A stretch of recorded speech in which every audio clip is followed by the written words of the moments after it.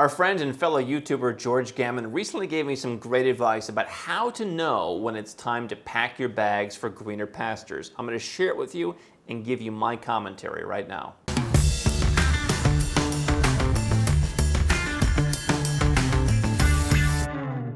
Hi, I'm Andrew Henderson. This is Nomad Capitalist. We're the channel and the company that helps 7- and 8-figure entrepreneurs and investors legally go where you're treated best. Now, George Gammon has been on this show, we've been on his show, and we were recently talking, and he said, listen, here's my advice for how to know when to get out. Because George and I are a little bit different. I gave up U.S. citizenship. I don't spend any time in the United States. He had spent a lot of time traveling, went back to the U.S. due to family issues, and now during the pandemic, it's been a home for him, and he has found a relative amount of freedom, moving around the United States while doing some international travel. So we're a little bit different in that regard. We talk a bit more about taxes and how to save taxes here. He talks a bit more about personal freedom. We agree on all those things. But his general philosophy was, you've got to figure out whatever the thing that's motivating you to want to go where you're treated best, draw a line in the sand and stick to it. And what stood out to me about this was it's very much like when they say write down your goals. Write down if you have a business, I want to do $10 million in revenue this year, or I want to lose 20 kilograms, I want to lose 50 pounds on my diet, whatever the case may be. They always say if you want it to be a serious goal, if you want to really put it in your head, you have to write it down. And that's what stood out to me about what George said was draw a line in the sand and stick with it. Now, I've said it is always better to have a plan in place, to be prepared, and ideally to go where you're treated best years too early rather than a day too late. Imagine you're in Australia and you wanted to get out because you're tired of near 50% taxation. Whether it's on your business, that's e-commerce business, you can do it from anywhere. Whether it's on crypto and you've seen massive capital gains since the pandemic started, you've been locked down in Australia. And it's been hard for some people to get out. And you haven't had a lot of choices. Maybe you've been stuck at home. You couldn't drive more than 5 kilometers from your house. It would have been nice to have a plan in place and a plan that was already executed on to where you weren't around to do that. And it would, even if you were gone 3 years too early, probably better than waiting around and dealing with what's happening right now. You could say that about so many things.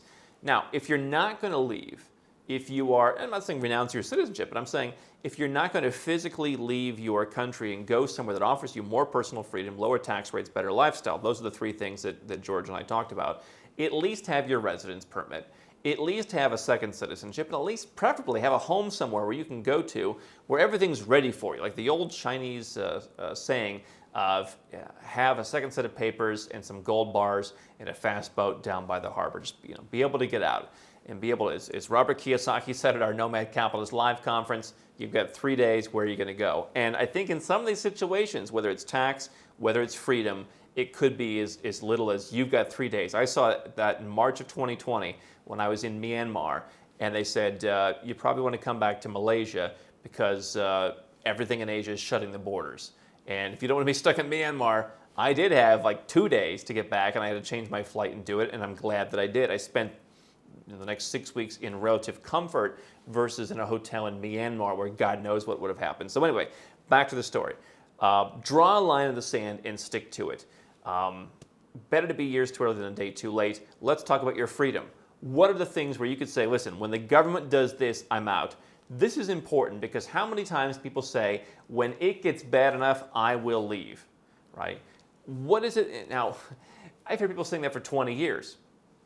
And look at what's happened in the last 20 years. You've had, you can't even get on a flight without massive invasion of your privacy in many Western countries. You can't now get on a flight in some countries without a health passport.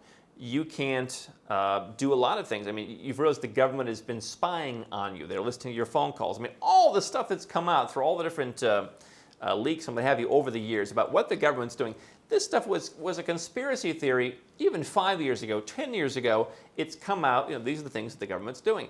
So many people have come to me and said, I would not be talking to you if it were 5 years ago. I never thought I'd be making this phone call, but now I've realized where I'm living right now in the US or Australia, Canada, what have you, is not the place where I'm treated best.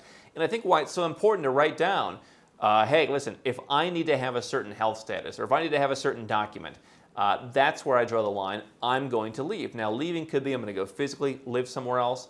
It could mean I'm going to get my second passport. I think, again, if you have the means, you should have that, because who knows when this stuff could come into place.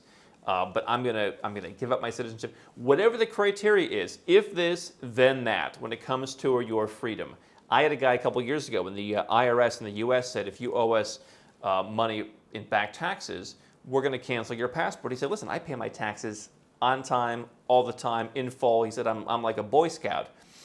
But he said the fact that they can do that, and the fact that they're so disorganized and they make dumb mistakes, he said, I'm leaving and I'm working on my second passport, so at least I can be somewhere else, and at least I can control where I'm going to be spending my time, and I'm not going to be stuck in the U.S.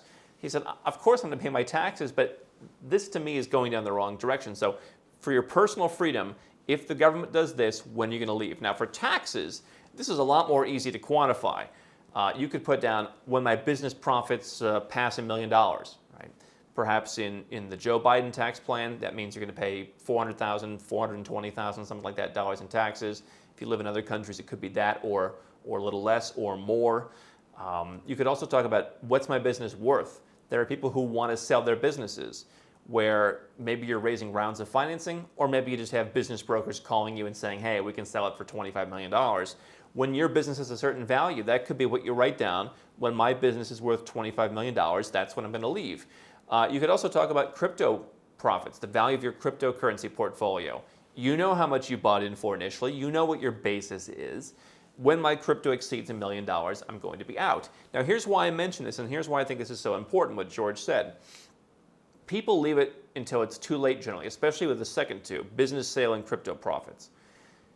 I had a guy the other day, team told me, writes into email, I want to get out. How much crypto do you have now? 2 million. How much do you expect to have? Because he said like in 6 months or something, it's going to be 10 million. Okay.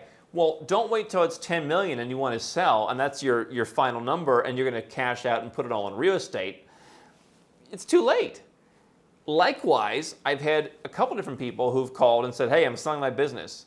How do I save on taxes? When are you selling it? Oh, we've already signed the contract. We've already agreed to the price.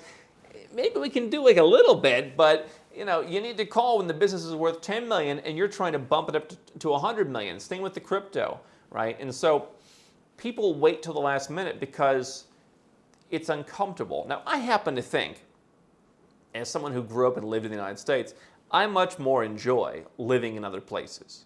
So for me, it's not a compromise. It's what I wanted to do anyway, and then figure out, oh, gee, there's some tax savings around. This is going back many, many years. I understand some people are doing it exclusively for the taxes, and you want to put it off. I think if you come in with the mindset that living overseas, investing overseas, having residences and passports is a good thing, it's an adventure, it's fun, your kids will still go to school, your wife will still love you, whatever. You'll start this stuff more, faster. But on a tax basis, on a financial basis, write down, when is it worth it to make the move? If you can save $8,000 a year in tax by moving to another country, listen, I'm not going to shame you for doing that and saying, hey, I want to keep every penny I can. I'm putting that I'm stacking sats and Bitcoin, whatever, fine. Hey, fine. But a lot of people are going to say, hey, for $8,000, I'm staying put where I'm at. How about for $800,000? Do you move then? What if tax rates go up to 50%? I had one guy say, if I ever have to pay in total tax, wealth tax and capital, everything else, if I'm paying 50% or more, now the government is an equal business partner of mine. That's where I draw the line. Now, I think probably you want to draw the line lower if you're a 7 or 8 figure entrepreneur, but you write down, what is it that's going to motivate you to move? The other thing is lifestyle, quality of life when it gets to a certain level. I've had a lot of people come and say, I just don't feel like I belong. Now, that's a lot harder to quantify. I don't feel like this is my country anymore. I don't like the way the country is going. You can find a way to quantify that. I hope it's not, when the rioters come by my street, throwing things at my house. I hope that's not the criteria. I hope you're out before then. And I've had people who've had experiences that aren't much different than that, quite frankly, and they've realized in a very personal way, I'd like to get out of Dodge. It could be, listen, when I find that my friends don't agree with me anymore, when I find that, going on dates becomes too laborious, I want to go somewhere else. I mean, from a lifestyle point of view, it could be when inflation gets so high that I'm spending more than $2,000 a month on food, and I want to go somewhere that has better quality organic food and farm to table kind of thing. There's many different lifestyle criteria you could have. And by the way, the average person who wants to go where they're treated best is looking at their personal freedom, they're looking at their taxes and their financial situation, they're looking at the lifestyle. Now, there are other criteria such as, I'm afraid that my bank will have a problem. Well, you don't have to move for that. That could just be get a different bank, fill out the forms in your home country, stay put. We have people who do that. But for these three criteria, freedom, taxes, lifestyle, write down your line in the sand and stick to it and put together a plan for when am I going to execute on that second residence, that second passport, when am I going to buy the house, when am I going to set up my tax home somewhere else and move to that place.